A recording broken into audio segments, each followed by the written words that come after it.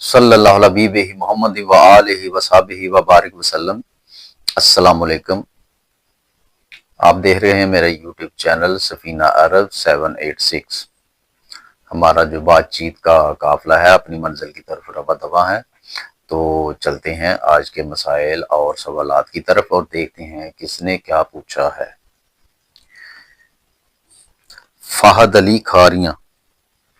حاسد لوگوں سے کیسے بچیں؟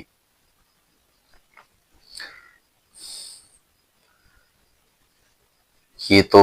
بعد میں بات کرتے ہیں کہ کیسے بچنا ہے، پہلے ذرا حسد کے متعلق بات ہو جائے۔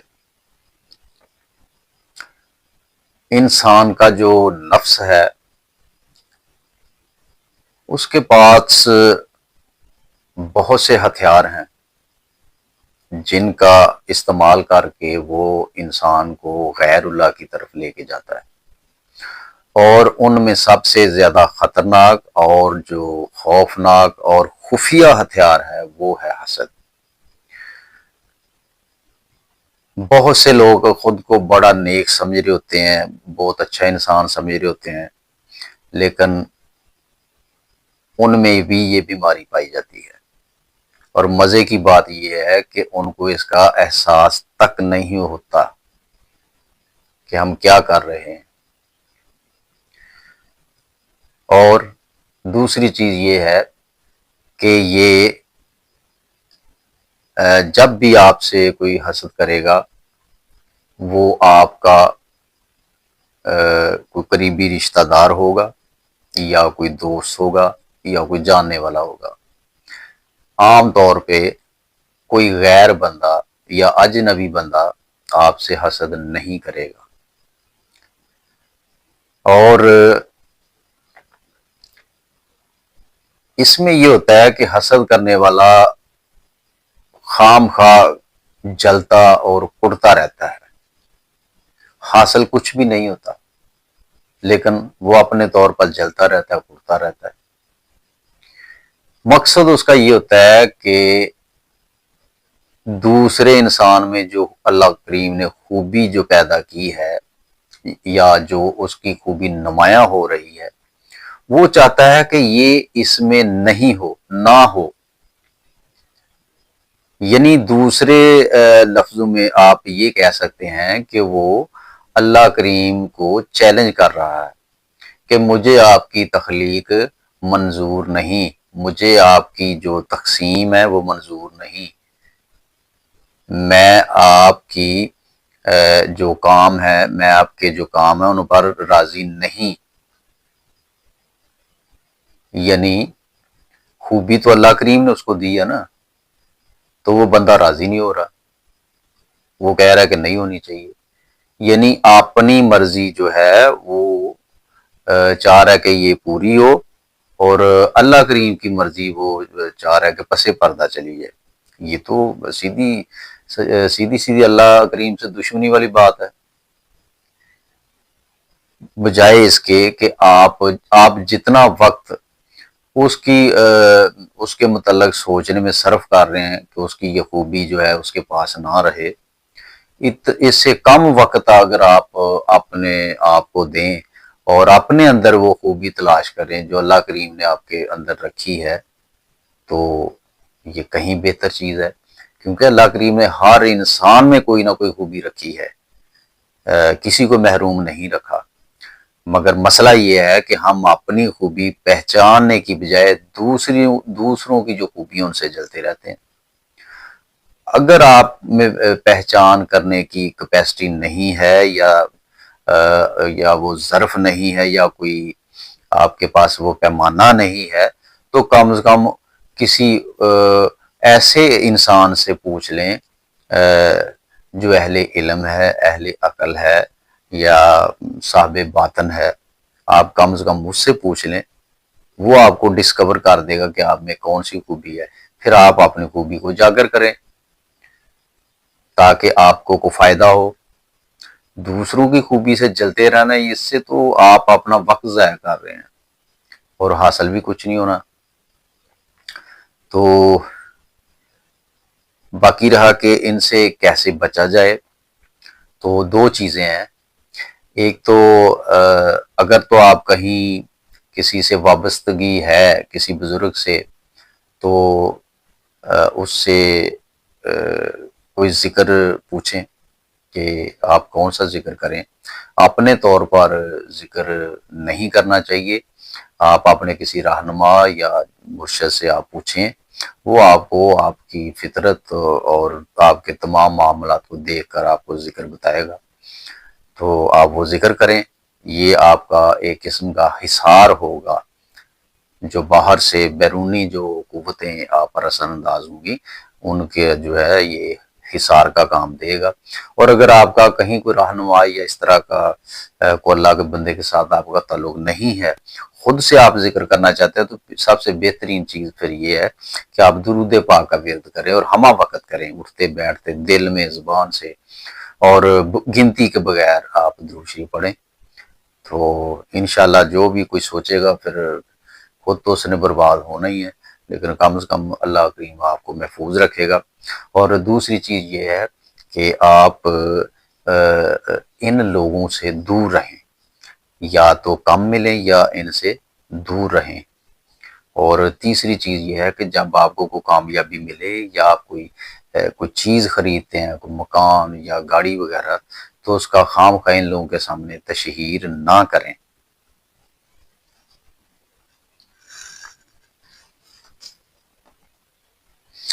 نصر اللہ خان مردان، واقعہ کربلا کیوں رونما ہوا؟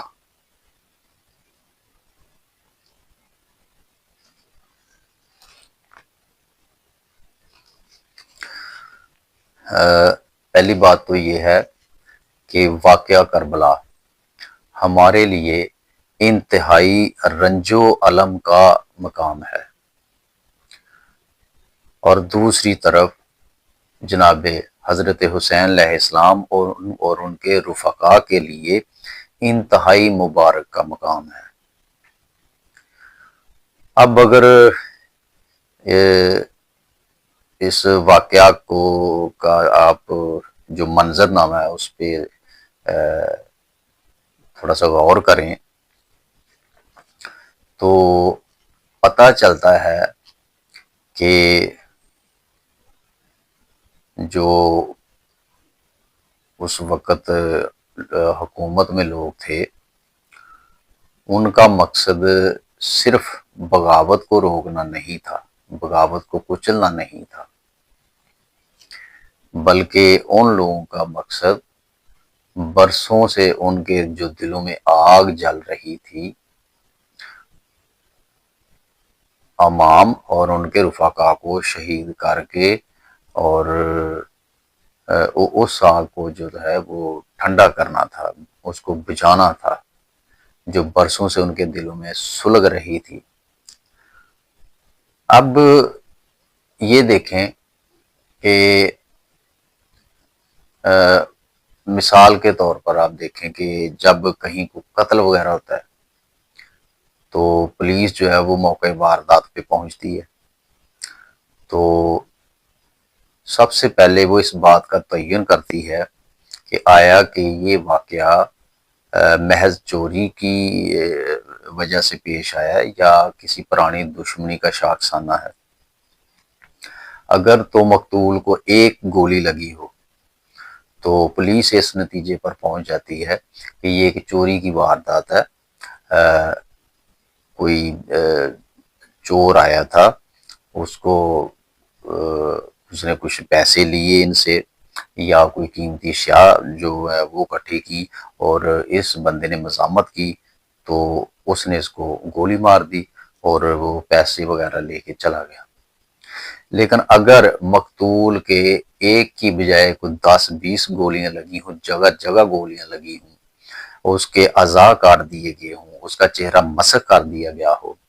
تو اس کا مطلب یہ ہے کہ قاتل صرف چوری کرنے نہیں آیا تھا، بلکہ یہ کوئی پرانی دشمنی، پرانی رنجش کا نتیجہ ہے۔ تو اسی طرح ہم دیکھتے ہیں کہ جناب حضرت مولا حسین علیہ السلام اور ان کے رفقا کو جب شہید کر دیا گیا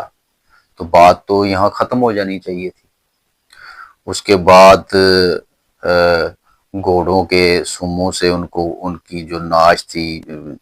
جو جسد تھا، جسد مبارک، اس کو مسخ کرنا یا کچلنا، یہ جو ہے یہ کہاں کا طریقہ کار تھا؟ اگر تو بغاوت کچلنی تھی، صرف ان کو شہید کرنا تھا تو وہ تو کر دی ہے، اب بات ختم ہو جانی چاہیے تھی۔ لیکن بعد میں ان کی جو ناش کی بے حرمتی کرنا اور پھر ان کا سر نیزے پہ رکھ کے کربلا سے کوفہ اور کوفہ سے دمشق کی طرف لے جانا، ادھر گلیوں میں پھرانا اور فخریہ باتیں کرنا، تو میرے خیال میں تو یہ پھر پرانی دشمنی یا پرانی رنجش تھی۔ اب کہتے ہیں کہ یزید کی یہ نیت نہیں تھی، وہ ویسا نہیں چاہتا تھا، وہ صرف بغاوت روکنا چاہتا تھا، شہادت مقصد نہیں تھا اس کا شہید کرنا ان کو۔ دیکھیں یہ تو جو نیتیں ہیں